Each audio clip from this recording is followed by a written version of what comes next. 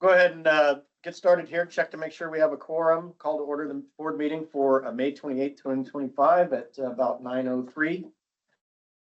I'd ask for a roll call, please. There we go.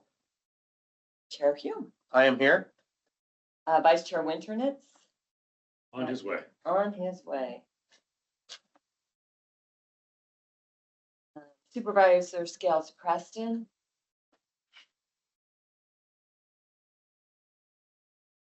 Supervisor Mashburn, he let us know he won't be attending today. Supervisor Dollywall. Present. He Muted. just let him know he's on. Supervisor Allen. Here? At least in person. Yes, really. Board Member Peralta. Present. Board Member Sandoval. Here. Board Member Udang did let us know she would not be here. Board Member Matsumoto. Here. Available, so we do have a quorum. 6 is a quorum for us. Move forward. Okay, great. Everybody please address the flag. Join me in the pledge of allegiance. I pledge allegiance to the flag of the United States of America, to the republic which stands one nation under God, indivisible, with liberty and justice for all. Thank you. Do we have any introductions this morning? You just should introduce Nicole. I did not finish my roll call. Shame on me. Do we have any ex officio members? Hi, and I'm sorry. Oh, that's okay. I was over here questioning, like, am I supposed to be at this one? Yeah, you are. Yes, President Nicole Guerra Nelson on behalf of Senator Cabaldo. Welcome. And then I understand that Assemblywoman Wilson may also be in attendance. And we have our liaison advisors. I am so sorry. What is one? We have Steve Chappelle, Sonar City. and I believe we have Jim And Waters. Jim, I'm sorry, you're over here, so. Good and morning.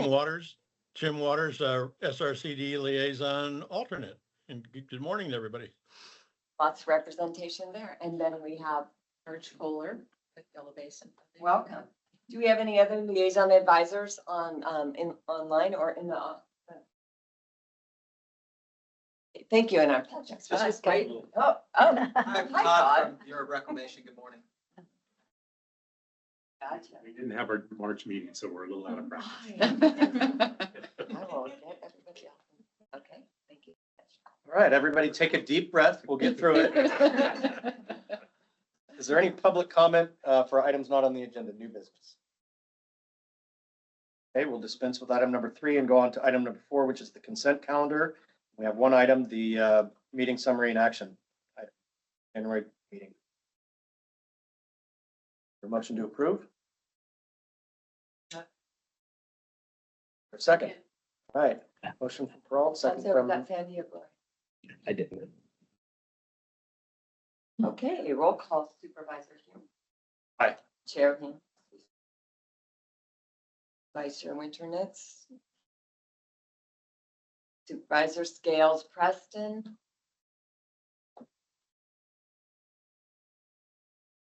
Supervisor Mashburn up here. Supervisor Dollywall. Yes. Supervisor Allen. Aye. Board Member Pearl. Aye. Board Member Sandoval. Aye. Board Member Dang is absent. Board Member Matsumoto. Yes. 1, 2, 5, 6. We have a quorum, 6 ayes, passes. okay, on to item number 5 then, the executive officers. Ingram. Hey, good morning, everyone. Great to see everyone today. I want to start by saying we're very excited to have 3 site visits actually this after. As soon as we conclude our business section, we'll go down to the Clarksburg Schoolhouse, which is a funded project. Then we're going to go down to Ileton and do the Asian American Heritage Park, as well as the Ileton Museum. So hopefully you all can join us. Just a great opportunity to see some of the great things the Conservancy is funding. So I'm going to hit the highlights of the Executive Officer's Report. Please feel free to stop me and ask questions, or if I don't cover anything that you're interested in. First, the ethics training is due. You all received an email. If you have any questions about that, you can reach out to Chelsea Martinez back in the back, new board liaison. Chelsea did everything for this meeting today. Take no credit. All right, so I'm going to spend a little bit of time on our Proposition 4 grant solicitation package, because this is our opportunity to share with you how we intend to roll that solicitation out and get any feedback that you might have. So you may recall that we received $29 million in Prop 4 allocation for the Delta Conservancy for all of our purposes. And we're very interested in creating an efficient and effective program that funds high quality projects, given the relatively limited funding and the amount of need there is for projects out there in the Delta. So to create a program that meets the community needs, we've done really extensive outreach, just as well as leaned on all of our internal experience over many years of running grant solicitation packages. But we've met with multiple state agencies. We've also been participating in the Natural Resource Agency overview or work group that's trying to put together the kind of higher level guidance for how to unroll or roll out Proposition 4. We've had conversations with over 25 partner organizations, and then we had a public survey that received about 41 responses. So we feel like we've kind of reached out to the community, all of our partners, to help us better understand how do we actually do this effectively and create a really effective program. As a bit of an overview, Prop 4 does not require that we pass or approve grant guidelines. So we'll be utilizing our general grant guidelines that the board has seen previously, just to sort of lean on, and then we will create solicitation packages. And we anticipate opening the solicitation as early in July as possible, really just pending the governor's approval of the budget, which we'll talk a little bit about later, but it has project dollars in it for Proposition 4. We intend to sort of divvy up that $29 million equally between our three major programs. So the Nature-Based Solutions Program, the System Restoration and Climate Adaptation, and the Community Enhancement Program.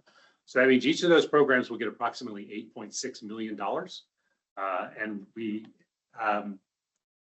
would like to run 2 annual solicitations. So this coming year, each program would get about $5 million.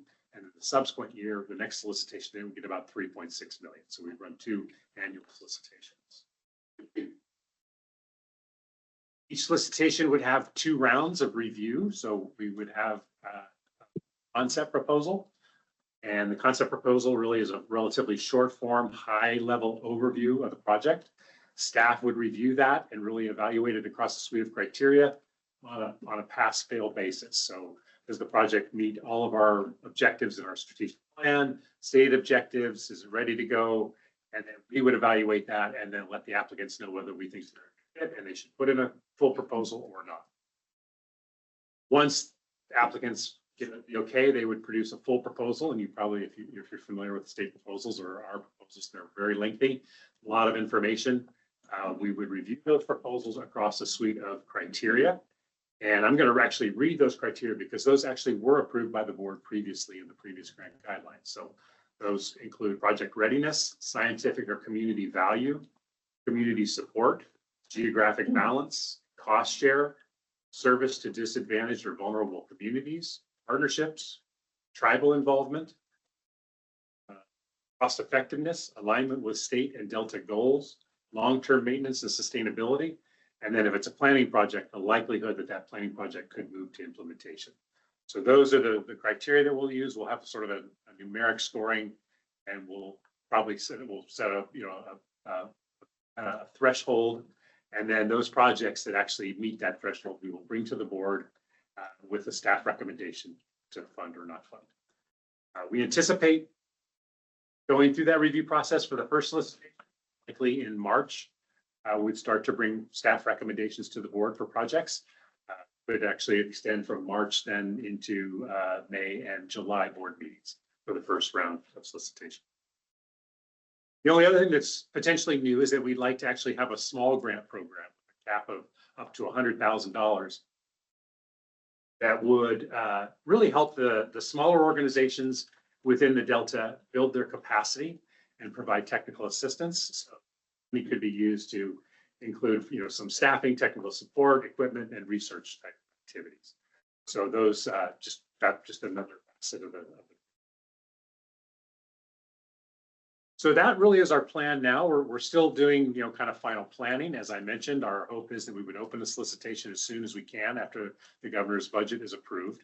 So I want to pause there for a minute and see if there's any questions or concerns with that, because if the governor, if the budget does pass and it's there, we would open the solicitation prior to our next board.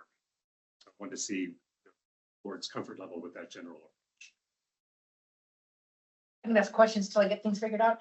So for these, because I know that there's a lot of grants that come out of this organization, wonderfully doing great programming. Who does the staff decide, and which ones make the, and then rank them and bring it to the board? Is there a board subcommittee? How does it get to us? In the past, we have not had a board subcommittee. What we do is, again, for the pre-proposals, it'll be staff's evaluation.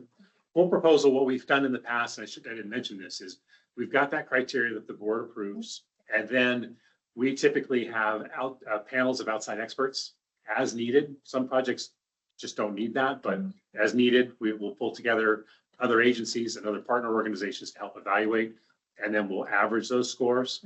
And then the max, there'll be a minimum threshold to be considered.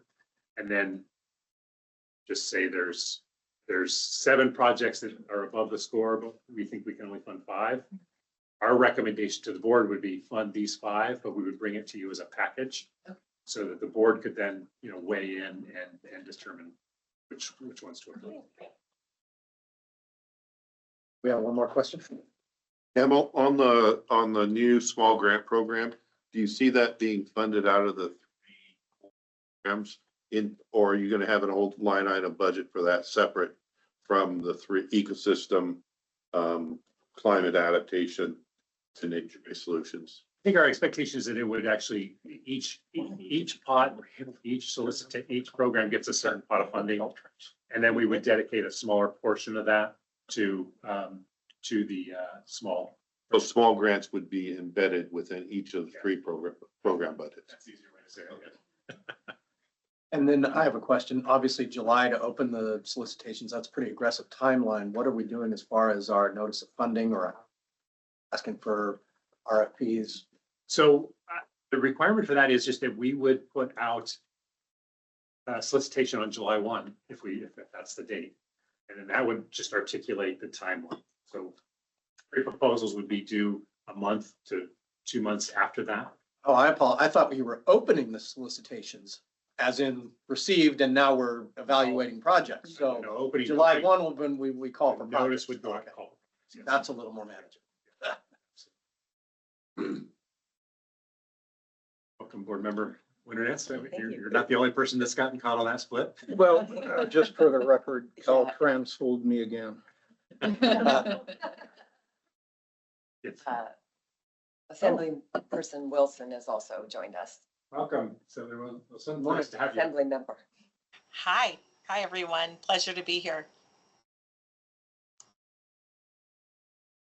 Okay, well, continue. Okay, so any other questions on Prop 4?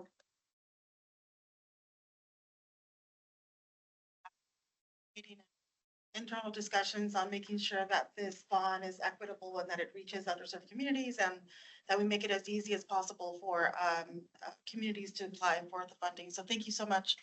Karen's been pretty much in every single meeting. I really appreciate the collaboration. We're really excited about the grant program. Through the course of all the programs we've run, we've learned every time. And the renewed focus on disadvantaged communities and bringing in developing capacity for smaller organizations to be able to have easy access to the funding. This is exciting. All right, moving on then. Quick note about the Delta Drought Response Pilot Program. Everything basically continues, and we will be looking at an amendment to that at agenda item 9. The fiscal year budget for 2025-26.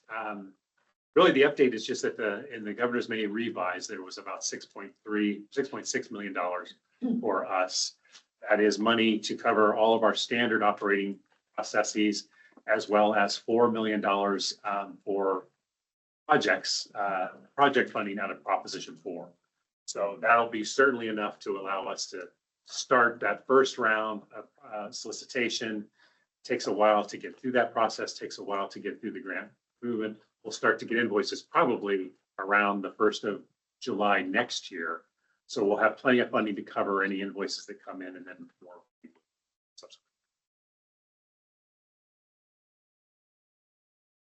Moving on to administrative updates, and again, please stop me if you have questions. I just want to highlight too, you probably remember Rachel Lane. She was driving force for the Delta Drought Response Pilot Program. She actually lived in Novato and was able to take a position with the county there that saves her an hour plus commute in either direction. So we were sorry to see her go. She did a fabulous job. Also, I want to recognize Lauren Damon back in the back there. Lauren's been with us for a while, but as a limited term position. So we were able to actually rehire her for a second limited term. So very happy to be able to keep Lauren on staff. Moving on to the Architectural Engineering Authority request for qualification update. So we're going to talk more about this. There's a board approval for the actual language for the A&E Authority rulemaking process. As you recall, this has been on the agenda every meeting for almost a year now, trying to work through this process. It's been very cumbersome, but we're very near the end. Really just want you to know that the solicitation to try to get, this was all in relation to trying to get an analysis going for Frank's Tract. Hopefully, I mean, there's several people here I'm sure don't know, but we were looking at Frank's Tract as the big flooded island in the middle of the Delta there. And we were trying to do a planning process to identify how do we maximize and optimize that area for reduced salinity intrusion, habitat value, recreation, community values. And we got kind of tangled up in a contracting issue. The solution is to get Architectural Engineering Authority. We've gone through a rulemaking process. You will approve, hopefully, you will consider later on the agenda that rulemaking language for that, that regulatory language.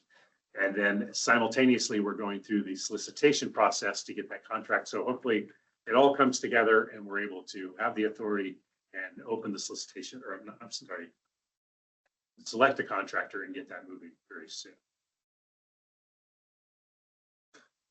And applications, just wanted to make you aware that we've partnered with a large group of organizations to apply to the National Ocean NOAA, National Oceanic and Atmospheric Administration on their marine debris removal program. That would bring a pretty substantial amount of money to the Delta for marine debris removal. Our role would be mostly outreach and coordination with the community to help facilitate that process. Moving on to Delta Science, happy to report that the Delta and Interagency Implementation Committee Restoration Subcommittee, it's only such a mouthful, held our third Delta Restoration Forum on May 1st, and it was actually at the Clarksburg Schoolhouse where we'll be later today. If you recall, this is the forum where we just open the doors and allow the community and the practitioners to come together to get a better sense of what restoration is happening in the Delta, where it's happening, and answer questions and just get better shared understanding. We had over 60 people attend, and from all sectors, state, federal, local government, and nonprofit organizations, community, academia, and even local businesses. And it was an open house, and over 20 different restoration and habitat enhancement projects were presented. Like, and some sort of highlights, and you could visit stations, but also had lightning talk. So very, very excellent forum and productive. Picture there in the package. The Delta Interagency Interagency Invasive Species Coordination Team had its quarterly meeting 21st of this month. They typically do their standard updates, but they also discussed planning progress for their 6th biennial Delta Invasive Species Symposium, which is tentatively scheduled for December 25th. And the team members also received an update on the invasive golden mussel response plan, which was released in April 2025. And there's a link to that golden mussel response plan in the packet if you're interested in checking that out. For both of those previous updates, I just want to recognize Rachel Wigginton on staff, who leads our efforts with the restoration subcommittee as well as the DIS team. It just does a fabulous job in coordinating those efforts. Delta Carbon team is next. Yesterday we had our first Delta Carbon team meeting, and that was facilitated, co-facilitated by the Delta Conservancy and the Nature Conservancy. So this is an effort to bring together all of the people in the system that are working on subsidence related carbon emissions and trying to address subsidence problems for flood, habitat, carbon emissions, and really focus on what is really a significant problem in the Delta. We've had, I forget how many organizations represented, but we had 30 people attend. Started just with a long introduction section and as well as a brainstorming on what are some of the key issues that all working on that are challenges. How do we share that and better understand those issues and then try to identify solutions to move forward. Very productive meeting, and we look forward to continuing meeting. Did you have Delta farmers there? We did actually, yes, yeah, and I think that the hope is that group will grow too and get more. For outreach, we had our spring cleanup on Sherman Island, as we often do, and that resulted in about 30 volunteers. We had a 40-yard dumpster donated by Waste Management that was completely filled. And want to thank all the volunteers who braved the rain to do that, and thank Hope Miller on staff for being the lead for putting that all together. At the Society for Ecological Restoration held its meeting in April 21st through 23rd in Sacramento. And staff, again, Rachel Wigginton co-authored 2 posters that were presented there. One was Advancing Ecosystem Restoration Toward a Resilient Delta, and the other was Developing Guidance for Managing Invasive Aquatic Vegetation in Tidal Marsh Systems. Moving on to media mentions, there's just a couple there. The Daily Republic did a story about Metropolitan Water District's request for rice farm leases. ACRA did a story about a very in-depth story about scent detection dogs for the fight against nutria that we've helped fund. And then Maven's Notebook featured an article on the Nature Conservancy's ongoing efforts to really look at the southern part of Staten Island and how they manage it to reduce subsidence and make the island in the future. Board directives. We had 2 quick board directives. One was that we provide provide information on the resource agencies implementing the climate bond to all board members, which was sent out. And then board member Winternitz requested that we actually provide a more sort of in-depth overview of the nutria process. And so in addition to our standard sheet, we'll have Department of Fish and Wildlife come twice a year to kind of really dive in. My question really is, they provide a lot of, I don't know what it all means.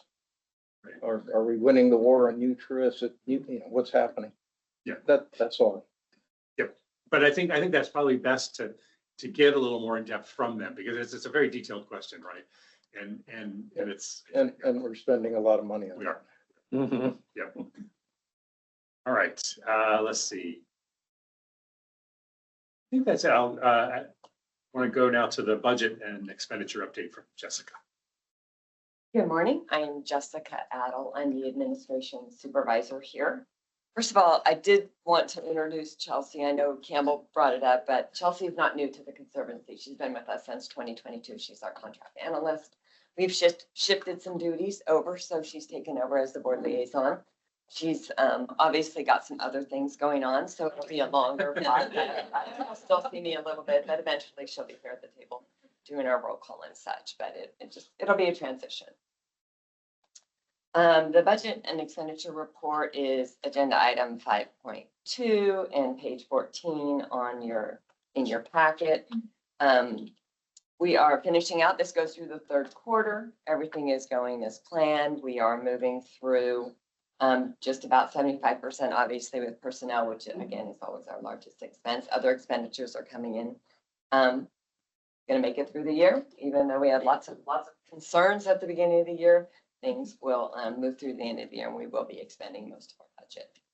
Again, Campbell brought up the May revise. We are looking at the 25-26 budget now as the year ends. I think in June we'll be starting to put in any requests on that. Adding Prop 4 is really nice for us, so we'll add a new fund besides general fund, license plate fund. We also have Prop 1, Prop 68, And so adding Prop 4 will help spread out our support and obviously the $4 million in local assistance that we'll be getting next year. Does anyone have any? I have a question. Oh, good. Oh, well, you don't know that yet. Under the multi-year appropriations, how many years does that cover? And when do we see the actual expenditures per year? Okay, so they're all a little different. Okay, So if it's a bond fund, like the first two, Prop 1 and Yep, Prop 68, they continue as long as we have projects. okay. Bonds don't really die. So that's the So- total amount for the life of the projects.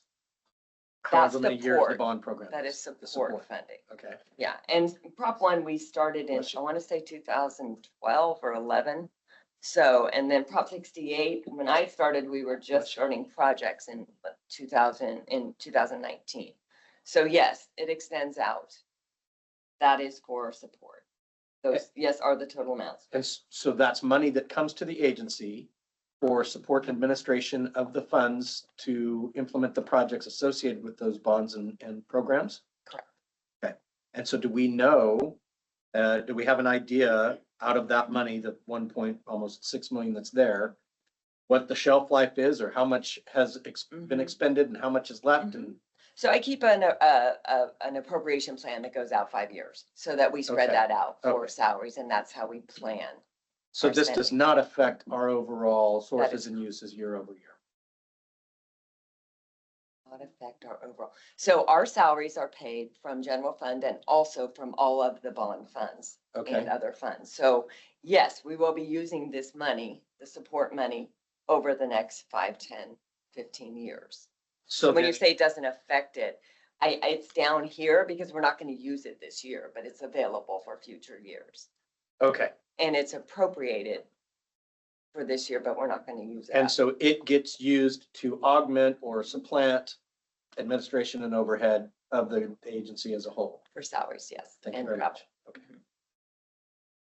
And that's not completely correct. That is only the money that's appropriated currently for Prop 1 and Prop 68. It gets appropriated annually. Okay. Oh, so this is the annual amount? It Not is the for life Prop of 1 and program. Prop 68. Okay, just for Those those two? are bond funds. Not to get too deep, but when you get into the nature-based funding, that is a one-time appropriation. So that's all we have left for the entire amount of that money. Gotcha, It's not, you don't get it annually. Right. You get it once. gotcha. Okay, They're all different. It's complex. but it can be It is a used little as fund complex. balance for next year's budget. if it needs- Absolutely, all of Yes, those. That's okay. why I don't put it up top because we're not gonna spend it. So I could lie and say it's miscellaneous money, but it would just throw our budget off in terms of what we're spending. Not lie, I don't mean to say it that way. but, You know, we're not going to spend it this year, so don't budget it. We put it down there to show you that we have it, but we're not gonna spend it. Very good, thank you. Any other? Yes, Yes, go no, ahead. please. Just to This is our, add on this, to this, yes. but the nature-based solutions and CAR, that 1.3-ish is the one time for project, not necessarily for support. most of that is the support that's That left. is That was a the support. $36 million appropriation, thank you. of which most of the project is, except I think 8,000 is all encumbered. So what's Okay. left is for, support. Thank you. Any other questions? Okay. Yes, please. My gosh. See what I opened up? Oh, I love it. I feel like I've done something. Go ahead. Well, this is more on, just on the, and actually maybe it's more for Campbell, going back to the NOAA grant request, that, I'm assuming, based on what we know, that's a possibility, but is there any concern that, do we have any certainty around whether that program is staying or? I don't think we have any certainty, no. I mean, I think we put in the application, we'll hear in the fall. Oh, the application's in, so Yeah, we've application's in. done the. Yeah, and so we're hopeful that it, yeah, everybody cross their fingers. Please. Oh, you're new. Yeah. So on here, does it say how much, where grants going out are? But Most of our budget is for this. We Yeah, do have grants going out, but most of local assistance funding is done annually. Okay. So let's say, just as an example, most of our Prop 68 and Prop 1 money was appropriated in 2022. So it doesn't show on this one. here, so that doesn't give you an overall picture of the grant funding. If it was, would it be under, external contracts and personal services External line? contracts are not grants. Okay. Those are- That would be- Great, thanks. Probably could provide a very detailed multi-year budget. I believe they used to. I think some of the budget tables, just the program updates will have, how much money is in. Yes, Right. great idea. Okay. And then we can certainly, if you've got more questions, we can certainly. Provide Yeah. what you need. If there's no more questions, that concludes the executive officer's report. Very good. Really for teeth. What's that? Thank you. Then that brings us on to item 7. 6, I think. Excuse me, it is 6. Ecosystem Restoration and Climate Adaptation Grant Program Update.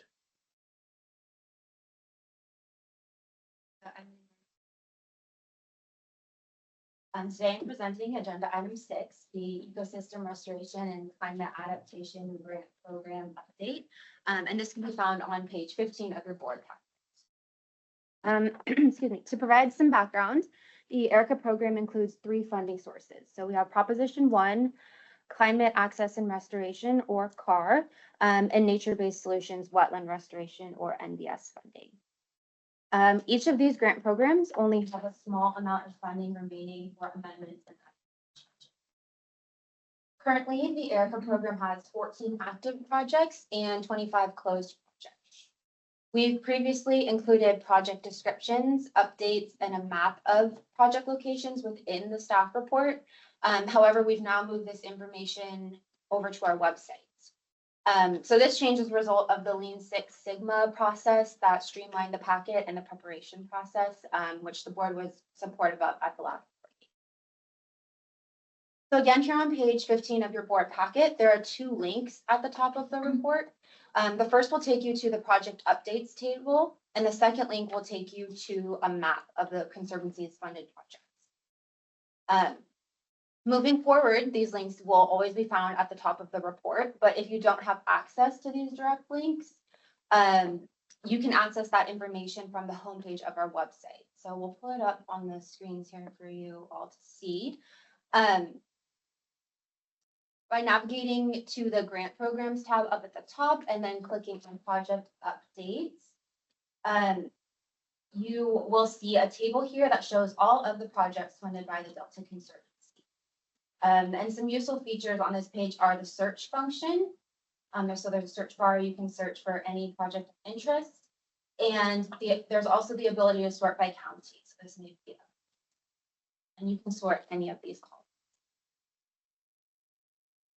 And on this page, there's also a link to an interactive map of our project. And so this layout may look a little bit familiar to some of you from our annual report. And there are 2 maps here, one for the Community Enhancement Program and another for the ERICA. And you can access project information by either clicking on the pins within the map, and those will take you to each project, or you can click on any of the pictures on the left side to view a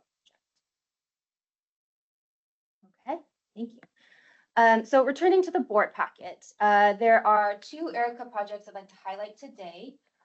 Firstly is the Nutria eradication project. The field updates from that report are now included here within the ERICA report. So that's a little bit different from the layout we've had in the past.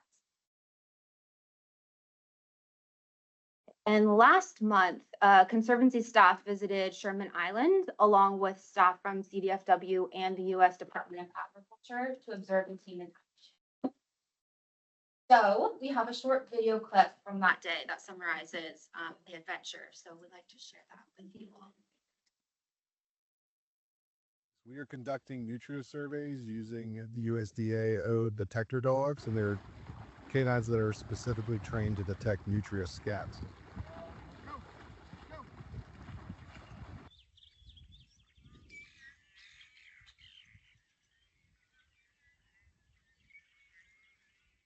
So Dell was trained by the USDA National Detector Dog Training Center out of Newton, Georgia. She's a government-owned dog, so she's not a personal pet. And she's been trained on a variety of targets, one of which is Nutria-Scat. So she's a real high-energy dog, and she loves to play, and her reward for finding that scat is a toy. Yeah.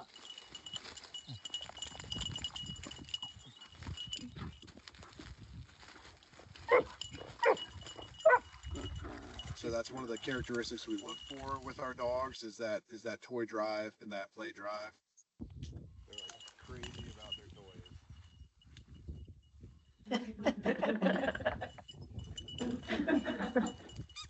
So they've been trapping nutria on Sherman Island for the last few years, and depending on the location, there's pockets of nutria, and they've removed them out of some spots, and they still have them in some spots.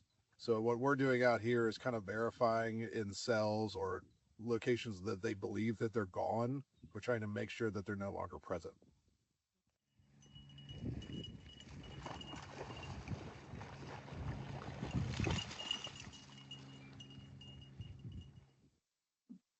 All right. Another weapon in the army against the nutrient.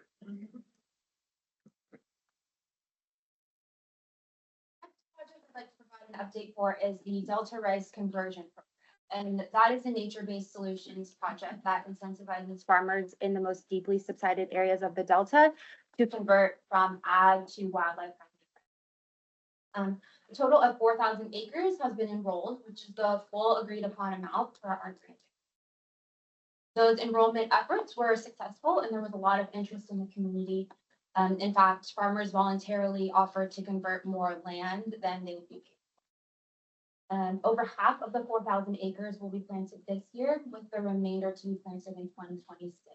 And monitoring efforts will continue to take place until the end of the grant. Moving on to closed projects. Since the last board meeting, 3 projects have closed.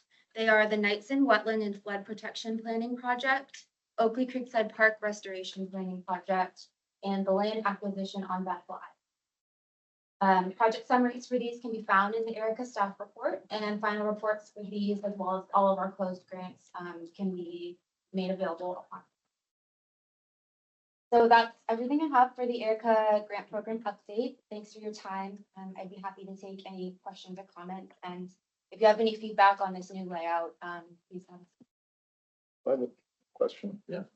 For the Delta farmers who are enrolled in rice conversion project, are they getting credits, carbon credits from the Air Board, or somehow or other being compensated for that as well?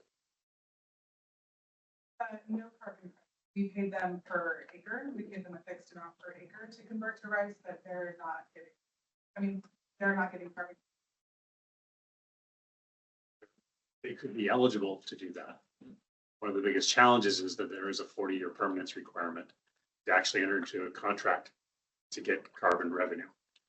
How many years? 40-year permits. So just to make sure that that carbon is, logged. So we're working with a variety of approaches to try to figure out how do we deal with that. You can aggregate programs. You could have a 10,000 acre count and allow farmers to come in and out to maintain that 10,000 acres.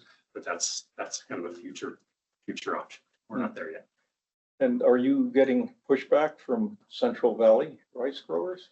Not at all. I think they would be concerned if we had a couple 100,000 acres, and that, but not really. And I think that the interesting thing about that question is at the height of the drought, we had taken so much rice production out of the Upper Valley as a result of water scarcity that the Delta was a real focal point, and it could actually accommodate some of that loss.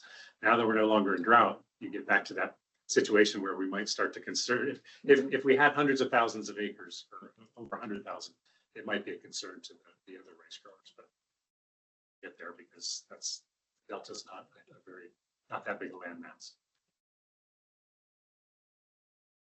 Any other questions for Angie? Yeah, please. Yeah, on the same topic, where are the locations of the farmers? Are they north or south, east? They're all through, like in the central, mostly in the central Delta, just kind of all throughout, spread out throughout the central delta, but we chose the most deeply subsided areas because we were looking to get that carbon benefit and to help that areas that are too wet. So that was one of our enrollment criteria. So then that's not all the way up in YOLO. No, PD enough up there. Okay, any other questions? Thank you. Now we're on to item number 7, Community Enhancement Grant Program Update.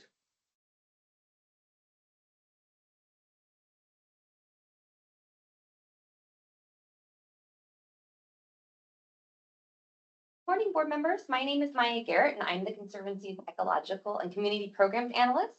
I'm here to present Agenda Item 7, the Community Enhancement Grant Program Update, which can be found on page 21 of your agenda packet.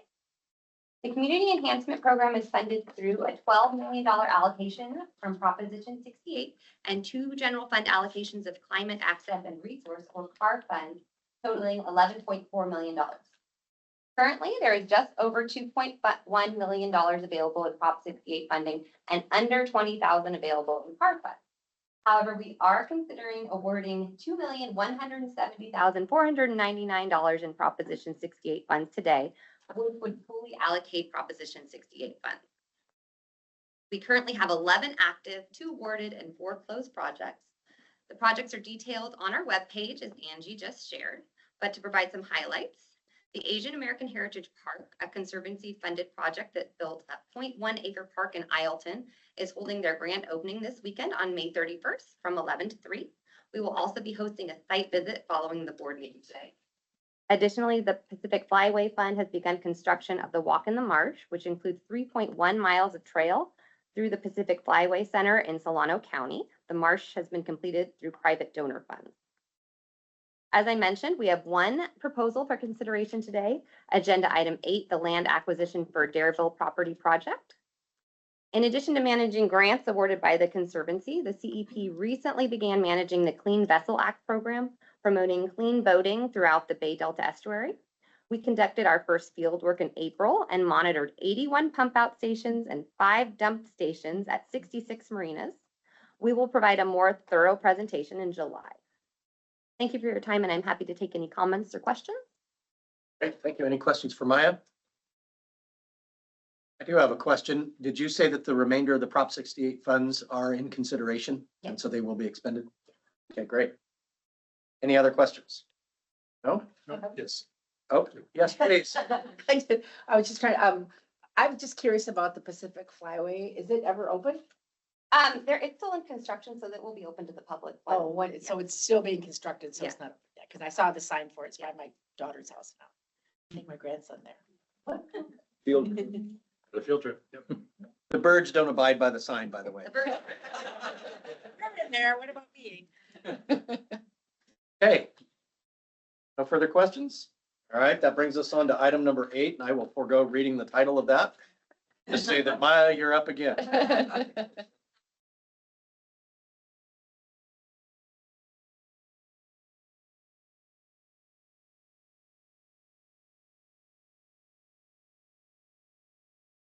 All right, in follow-up to the Community Enhancement Grant Program update, I'm pleased to present for board consideration Agenda Item 8, a recommendation to adopt a board resolution making a California Environmental Quality Act lead agency exemption declaration and awarding Proposition 68 Community Enhancement Grant Program funds for land acquisition for Darrahville property in Stockton to the San Joaquin Community Foundation.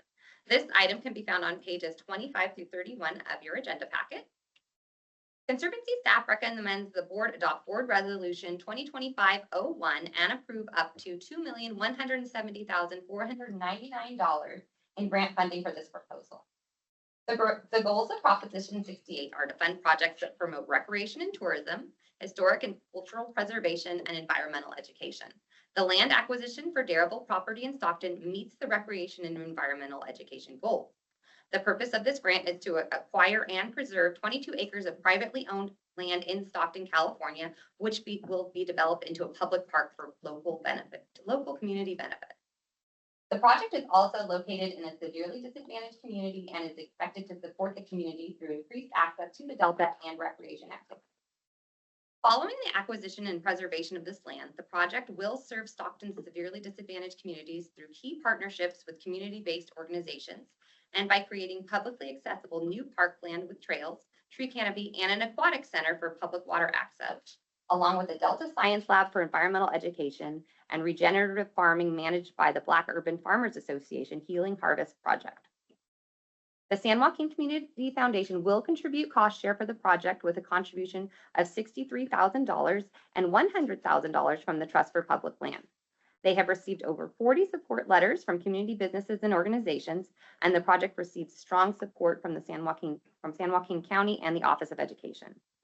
One facility to be developed on this proposed acquisition site is the Delta Aquatic Center, which the Conservancy funded through a planning grant. They are eligible for Proposition 4 funds for the implementation of the project. I will now hand it off to Rachel Wigington to discuss environmental compliance and permitting for the project. Thanks, Maya. Good morning, board members. My name is Rachel Wigington, and I'm a senior environmental scientist with the Delta Conservancy. So the land acquisition for Darrahville property and Stockton project is considered a project under the California Environmental Quality Act, or CEQA. As the public agency with the principal responsibility for approving this acquisition project, the Delta Conservancy will be the CEQA lead agency.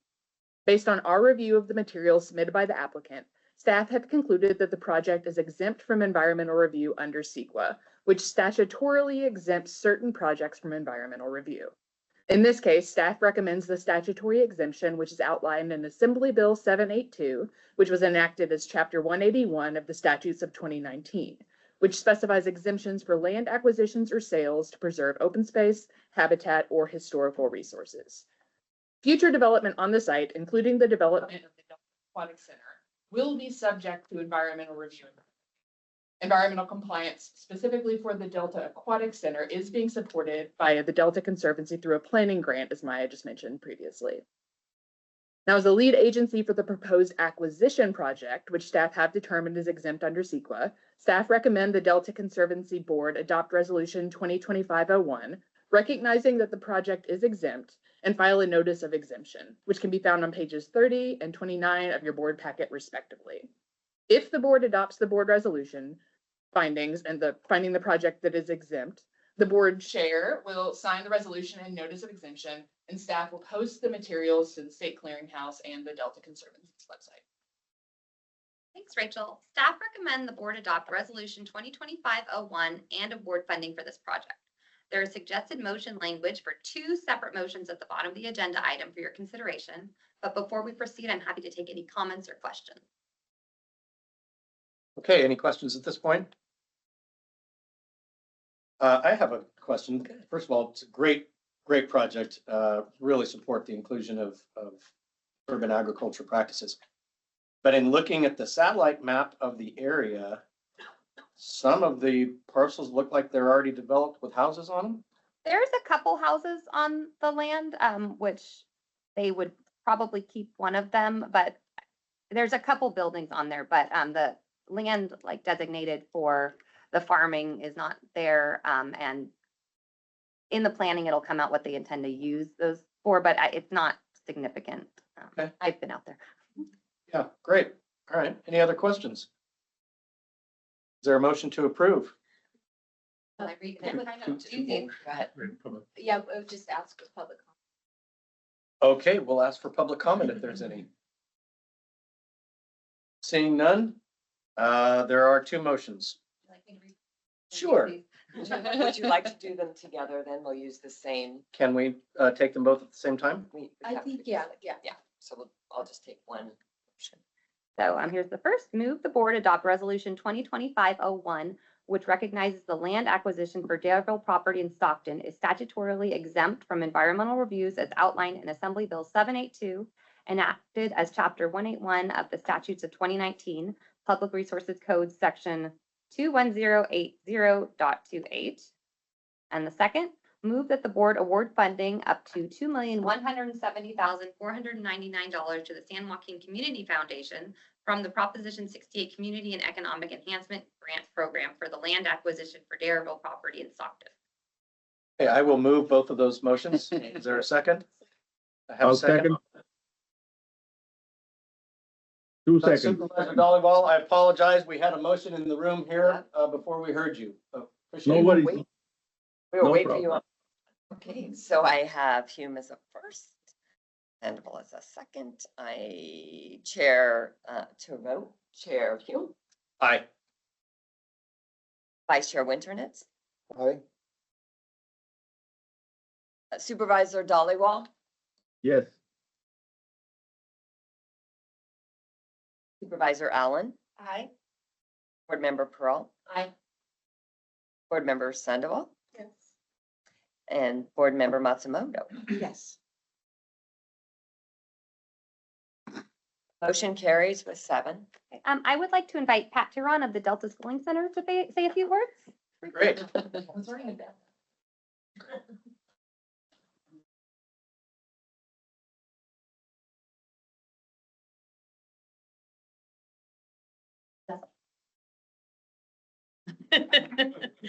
Good morning, I'm Pat Tyrone from the Delta Scholarly Center, and I'm here with a co-founder of Bob Prandy, representing Delta Scholarly Center, and there are many of us from Stockton in the room, so I just want to recognize Amy from the Community Foundation.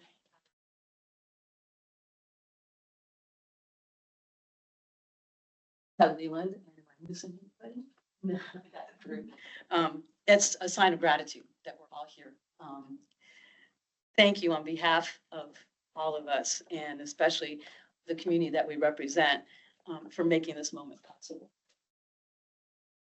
Your belief in the power of nature and the importance of access to it has made something extraordinary possible for us in Stockton. Because of this grant, we'll be able to welcome so many more people to a place of quiet beauty that has remained hidden to much of our community. This dream is now becoming real, a lasting place on the Delta where healing and connection can flourish. People describe the peace they find here in powerful ways. One participant, for example, has said to us, she has ADHD, and she says, my mind feels like a radio, constantly changing channels. But on the water, the volume turns down. It creates space for the sound of birds and the gentle lap of water. Finally, she says, I am at peace. This grant is about more than land. It's about healing, freedom, and the moment someone with a disability leaves their wheelchair behind them and glides across the water under their own power. Thank you for believing in this vision, and a special thank you to Maya and Martha. Eminem, who have gone out of their way to see and understand the needs of our community, and to all of you for making it real. Thank you. Can I add some? A word. Yeah. go I ahead. met Pat at an event in Stockton, and I was really inspired by the type of people that you all work with. And just thank you so much for your dedication to Outdoors for All. You're the perfect example of how connecting people to the outdoors really helps build healthier communities and a healthier planet. So thank you so much. I'm really happy for all of you. Thank you. Please invite us to the ribbon cutting. Yeah.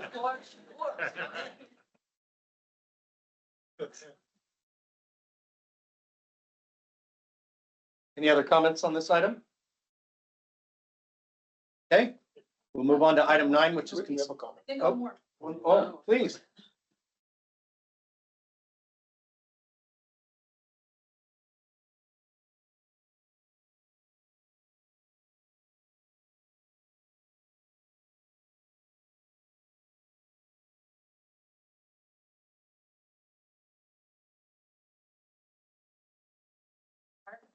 Made this happen, but you laid the foundation with your 2.5 million plus planning grant.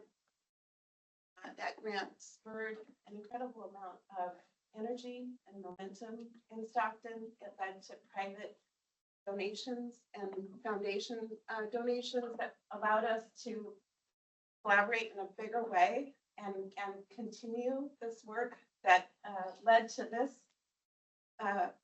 award today. and all the work, the blood, sweat and tears that went into it along the way. And I want to thank you that this, I hope you know that this, the work you're doing just leads to incredible momentum and synergy that will continue in even bigger ways, branching out and going further. Thank you. Thank you.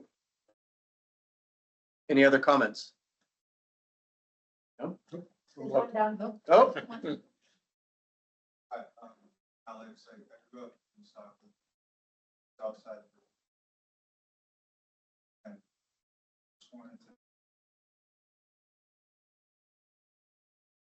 It's despite the fact that we don't really feel like we're a part of it. I didn't get to go out onto the water until about 2-3 months ago with Pat. I was 27, and the levees used to be something that my parents said, hey, you gotta watch out when you get to the levees.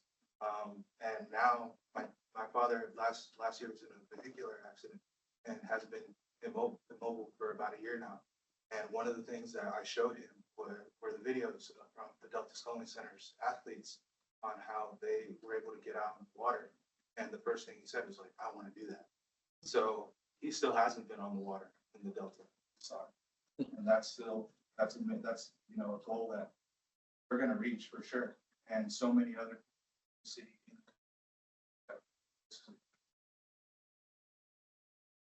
Welcome, Alex. Thank you for those comments. Appreciate it. All right, last call. Okay, seeing none, we will move on to item 9, consideration of amendment to budget in term of Delta Drought Response Pilot Program Agreement for the Micrometeorological Measurements and Water Budget Calculation to evaluate conservation practices in the annual Delta Crops Project. Good morning The again. coffee has kicked in. Yeah, you got to for that one. Good morning again, board members. As I said before, my name is Rachel Wigginton, and I'm a senior environmental scientist with the Delta Conservancy. I'm pleased to present for board consideration a recommendation to amend the budget and timeline for the Delta Drought Response Pilot Program funded project, the Micrometeorological Measurements and Water Budget Calculation to evaluate conservation practices in the annual Delta Crops Project. The award is supported by emergency drought funding from the general fund, which was awarded to the Conservancy through an interagency agreement with the Department of Water Resources. This item can be found on pages 32 and 34 of your agenda packet. Conservancy staff recommends that the board approve an amendment to increase the project budget by up to $300,000 and to extend the grant term by 14 months to December 31st, 2026. The requested amendment amount increases the project budget by 20% of the total award and is being made to extend data collection to 3 full water years and allow time for completion of all project deliverables by the end of the 2025-2026 water year.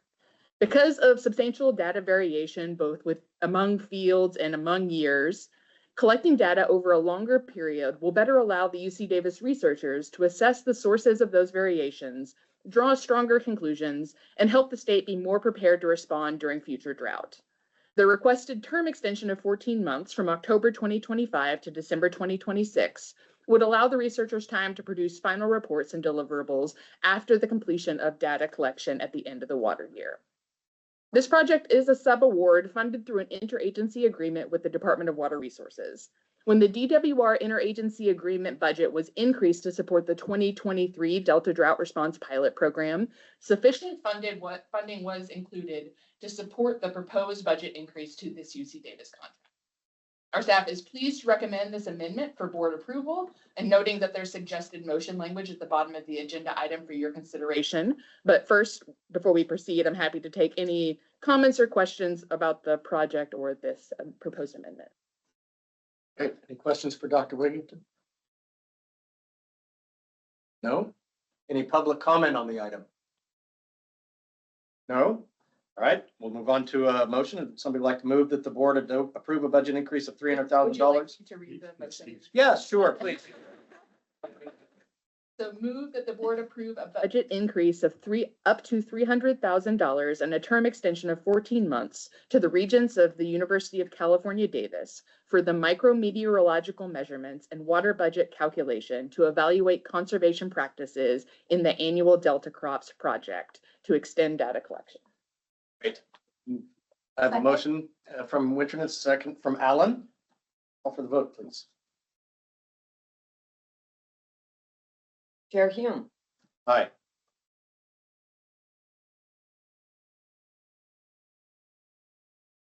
Supervisor Dollywall,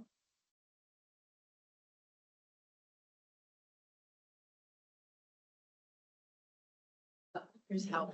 Yes. aye. And Vice Chair Winternitz, Yes. Supervisor Allen, Aye. Board Member Pearl. Aye. Board Member Sandoval. And Board Member Matsumoto. Yes. 7 ayes, the vote carries. Good, thank you. Okay, on to item number 10, consideration of updates to the Delta Conservancy's modifications and amendments process.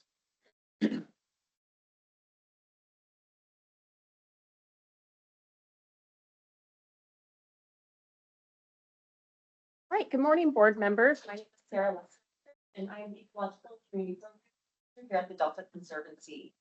Today, I am presenting a recommendation for consideration of updates to our grants modification and amendment process. This agenda item is number 10, and it can be found on page 35 of your board packet. So in 2016, the board approved a grant modification and amendment process to guide staff on the level of alterations that should be considered by the board. In January of 2021, the board approved revisions to the process that included information learned from the application of the new process.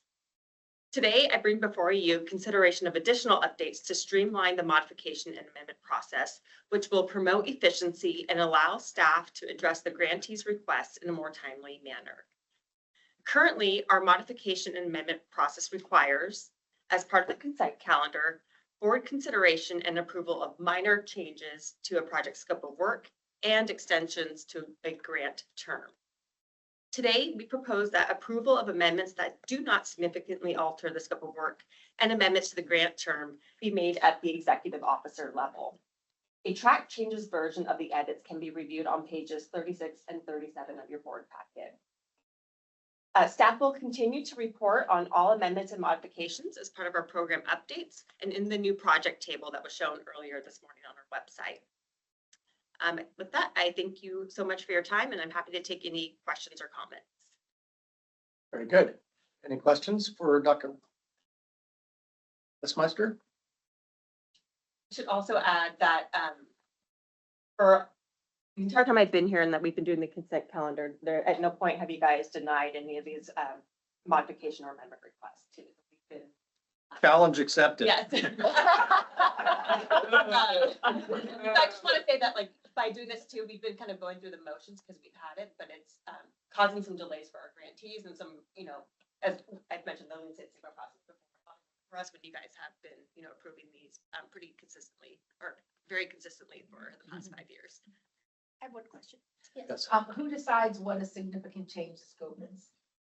The executive officer. Executive officer. Okay. And the types of, I'll give you an example. One example that we have is in the grant agreements. They'll say that they need like these types of 5 permits for environmental compliance. Well, some of these were written 7 years ago where we didn't have the cutting the green tape. So they want to update the type of permits that they need.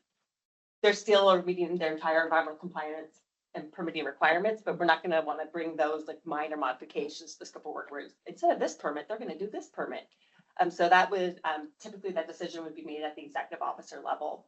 And I also want to state that at any point, if there is a minor modification, we feel it's minor modification, but it could be controversial or have any things that we would think the board would be concerned with, that we would at any time still bring that to the board and bring it to your attention. So Campbell. I think just at the kind of at that higher level too, a scope change that would reprocess thinking, would that have affected the board's determination initially to fund or not to fund? How, you know, that's just one of the criteria we really use is that something that you all would need to know. Yeah, Vice Chair. So on number 5, page 2. This is actual language that will be changed, Yes, the red line would be struck. the red line. So I just have a question. So let me take C as an example. Then I'll go to the top. Delta Conservancy Executive Officer will consider approval for C amendments to the grant term. And then that are time sensitive has been struck. Why not say amendments to the grant term that are not time sensitive? And it's just kind of a question, just putting amendments to the grant term applies a lot broader scope than saying that are not time sensitive. Yeah, so I think the context here is that these lines were put in time sensitive in terms of we need to process the amendment before the next board meeting, or there would be some sort of constraint to the project. And so now, if I've got the authority to approve these, we don't need that time sensitive nature or line in the text. Does that make sense? Yeah, so time sensitive was not relevant to the schedule of the project No. necessarily, but to approval by the I board. mean, theoretically it is because. Well, yes, right, but- but yes, it was more relevant to the next board meeting and when the board would be able to take it. Okay. Yes. So I guess I would just, as someone who receives a lot of grants, with the Resource Conservation District, you're in a construction year and you're trying to go out to bid and get contractors, scheduled to do construction during the dry season. And this, we canceled a board meeting recently, so our last board meeting. So you could see how if it had to come to the board, it would have had to wait till today's meeting as opposed to, I think the last meeting was our February meeting. January meeting. So from a grant recipient perspective, waiting for 6 months to get a contract extension so that you can go to construction, it just causes complications, especially if it's just administrative. So I would be supportive of the staff's request. And if I can put a finer point on that, I think the stricken language for items 4B and C said not time sensitive. And the stricken language for 5B and C used to be were time sensitive. So now it's just saying all of them will be done by the executive. All right, any public comments on this item? Okay. Is there a motion to be read? So our suggested motion language is move that the board approve the updates to the Delta Conservancy's grant modification and amendment process as presented in this agenda item. Okay, is there a motion? Thank you. Is there a second? All right. Roll call, please. Chair Hume, Aye. Vice Chair Winternitz, Aye.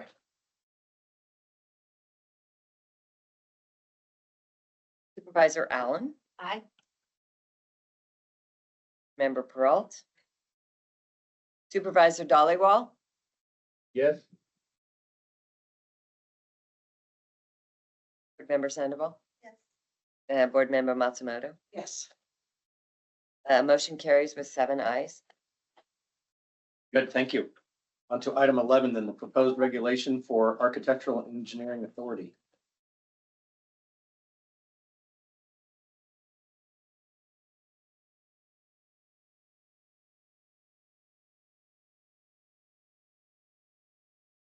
Administration Manager here at the Conservancy, and I will be presenting on agenda item 11, proposed regulation for Architectural and Engineering Authority, and this can be found on page 38 of your board.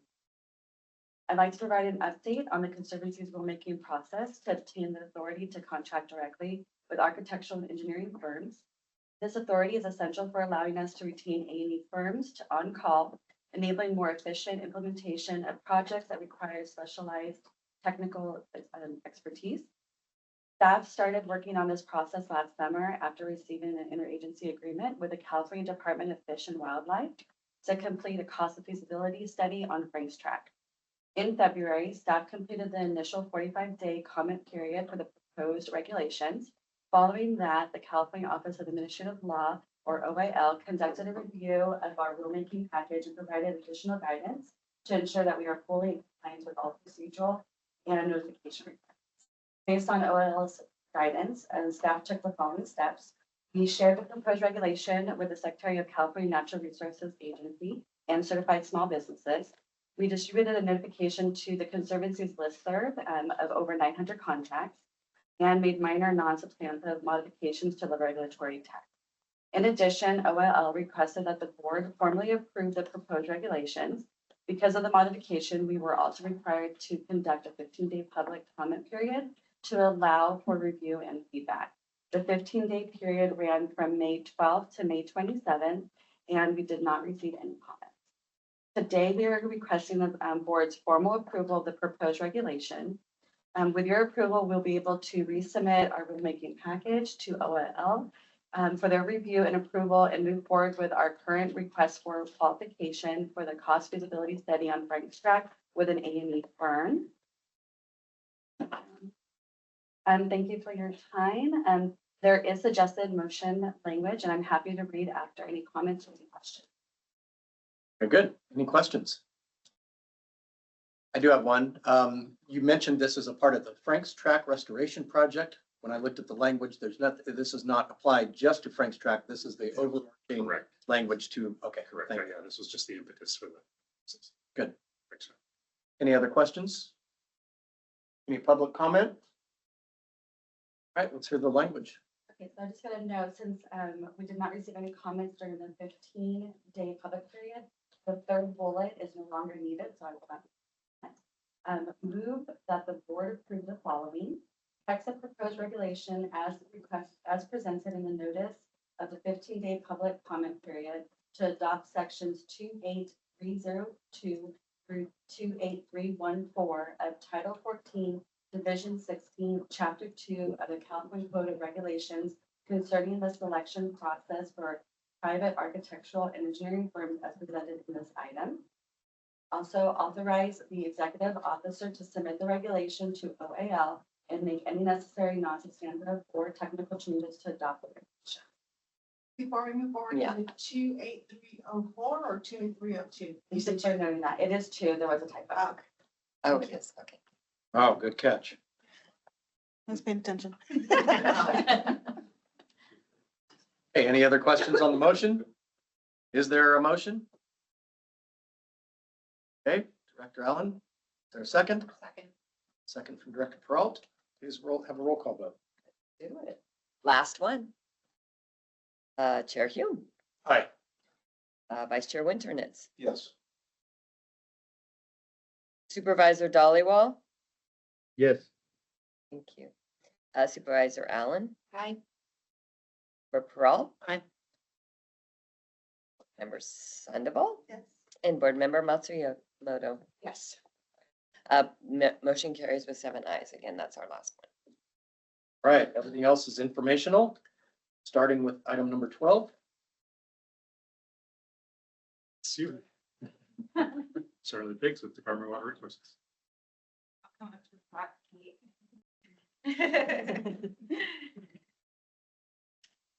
So good morning, everyone. Thank you for having me. I'm Charlotte Biggs with the Department of Water Resources, and I'm an Assistant Deputy Director overseeing our natural infrastructure and ecosystem portfolio.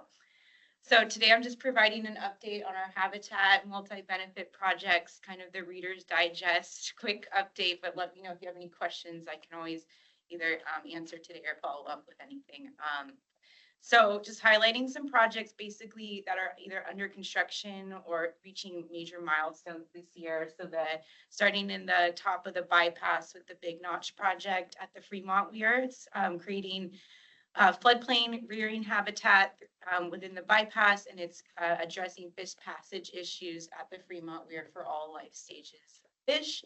Construction is complete of the new gates, the operable gates. They're tied into the weir in the eastern end. A new channel has been created for fish to enter the operable gates. We're hoping to have it operational this winter.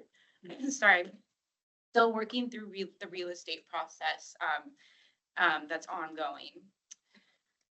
Moving down the bypass to Prospect Island, a project that's been underway for many years. It's 1,500 acres of tidal wetland restoration is the main objective of that project. It's in its second year of construction, so I think I let you all know last year we finally broke ground on construction at Prospect, so it's going to be a 3-year construction.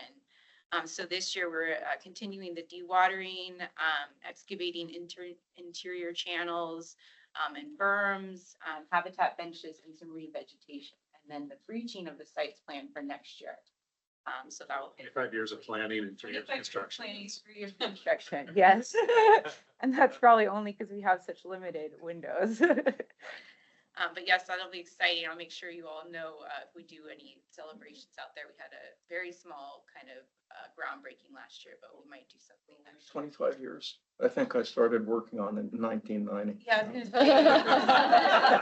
gonna say. 25 years of my time. Yes. So we're excited to get that to the milestone. So then at the bottom of the bypass, Lookout Slough, which was our largest tidal wetland restoration project to date. It's actually the largest in the state to date.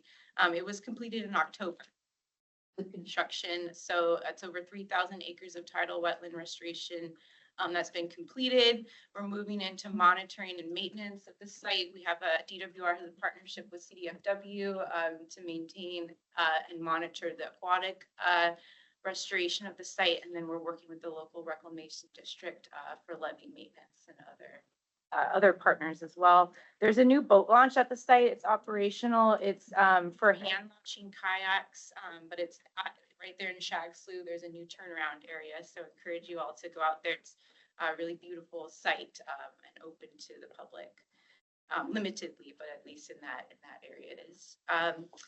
And then scooching over to the Consumnes River Preserve, we have 2 projects under construction, McCormick Williamson Tract and Grizzly Slough. McCormick Williamson Tract is over 1,500 acres of floodplain restoration.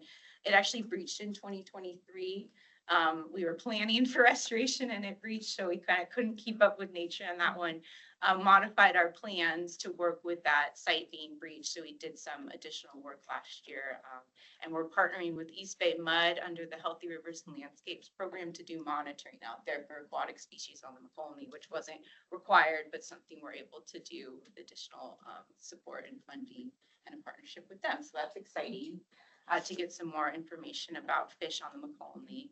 And then Grizzly Slough, which thanks to the Conservancy has helped fund construction. We are moving forward and hoping to breach that site this fall in the work window there. We're working with CDFW and the Reclamation District on some issues with mitigation. There aren't mitigation banks or credits available for certain species in the Delta right now, so it's been becoming a challenge, but we're working with our sister agencies to try and resolve that for construction moving forward this year. And then I thought I would just mention Prop 4 funding that my group has received specifically for that would go in the Delta. So we received $150 million for the Delta Levees program. That includes Delta Levee special projects like Grizzly and McCormick as examples, and then as well as our subventions maintenance program. And then we are also received $75 million for system-wide flood risk reduction program, which is for multi-benefit initiatives. So that'll go towards a project in the Delta related to the Little Egg Tract. It's a proposed project at the very southern end of the bypass that we're hoping to restore. We're also just coordinating with CDFW and Wildlife Conservation Board and other groups within CNRA on Prop 4 and trying to maximize our funding opportunities where we have them. We didn't receive a ton for habitat at DWR, so we're hoping to, partner and really just get the most out of the funding that we did get. That was all that I had today. Let me know if you have any questions. Thank you again for having us. Any questions? Comment, not a question, but I appreciate you noting sort of the collaboration across the conservancies, across what's happening at CNRA to sort of leverage the ability to move the dollar further. So I'm happy to hear that DWR is kind of focused in that space. So appreciate it. Thank you so much. Thank you. Okay, on to item 13, the Delta Stewardship Council update.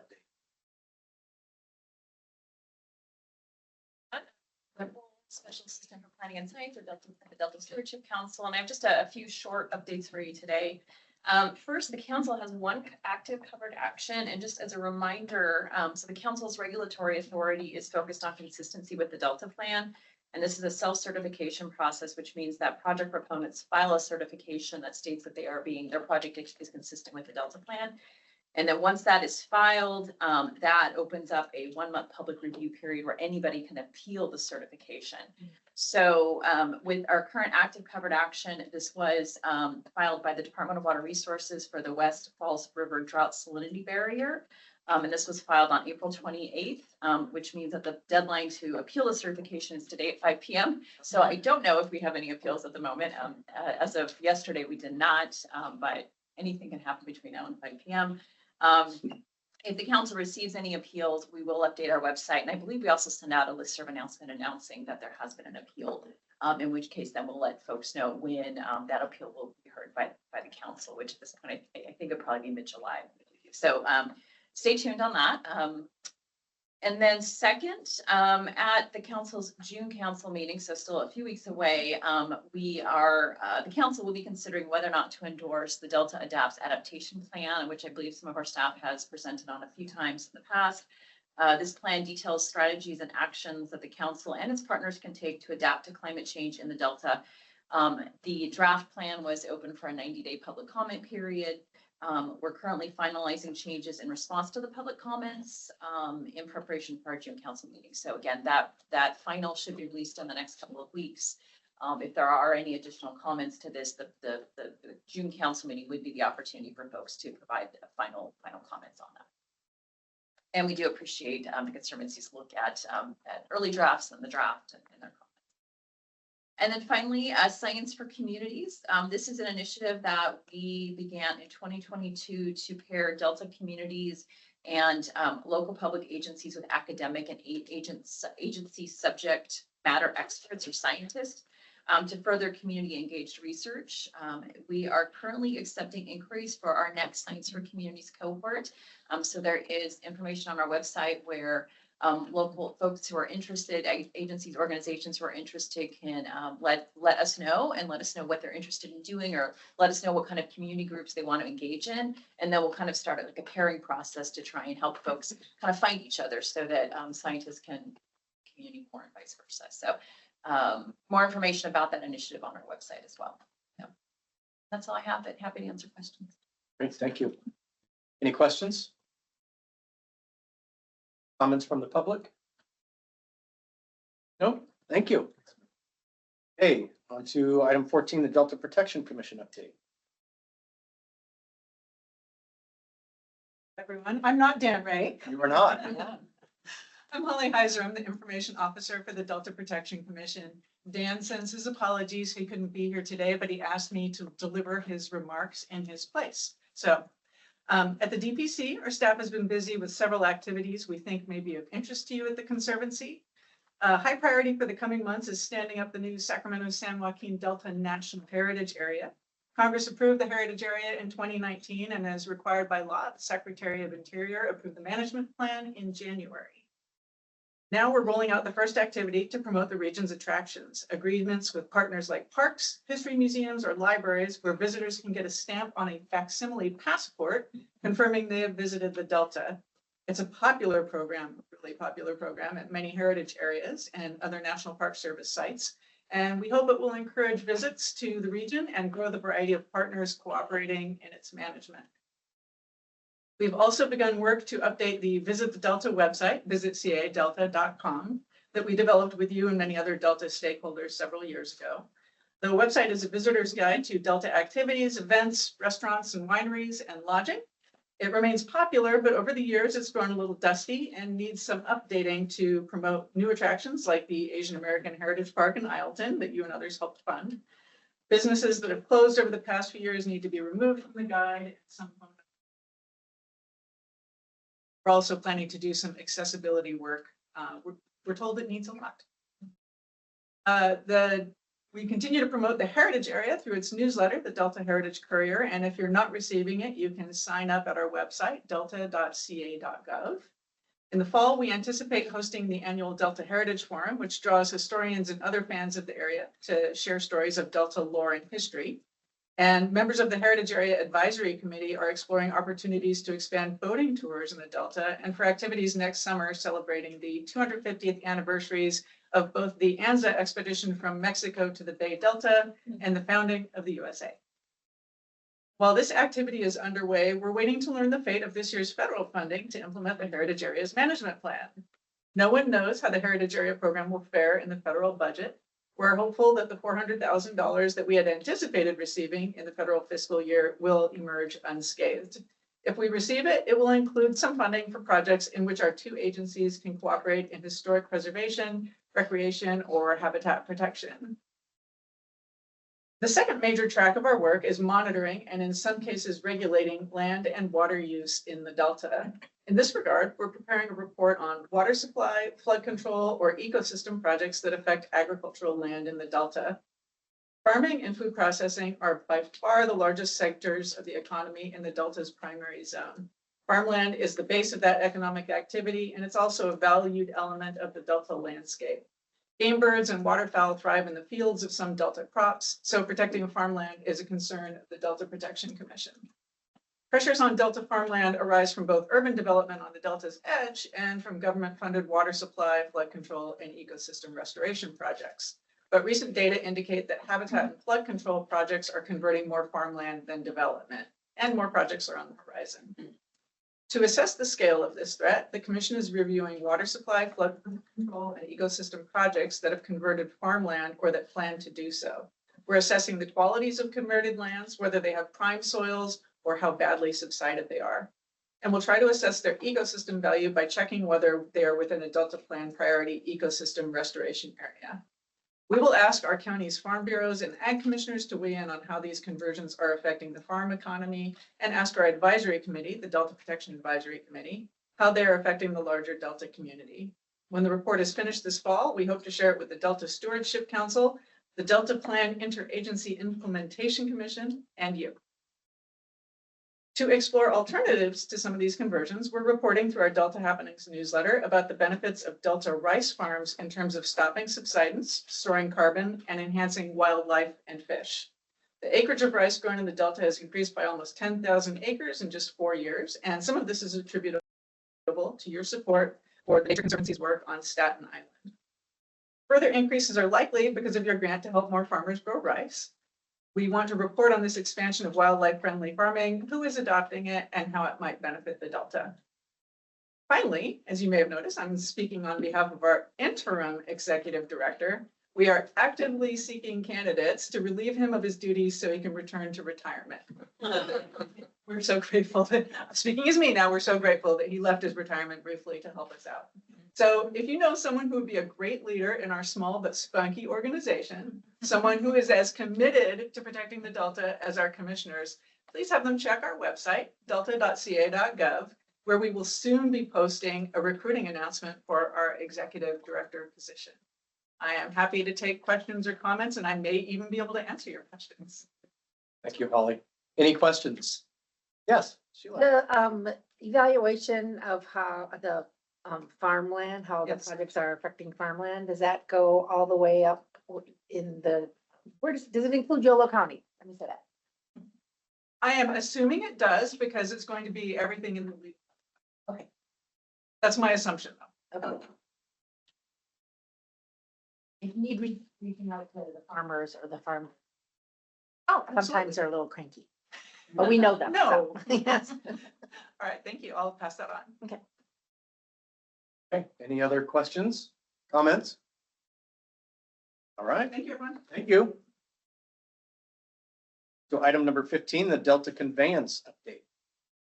It looks like we have Janet Barbieri. Hello, everyone. Thank you, Chair Hume. I am filling in for Carrie Buckman today.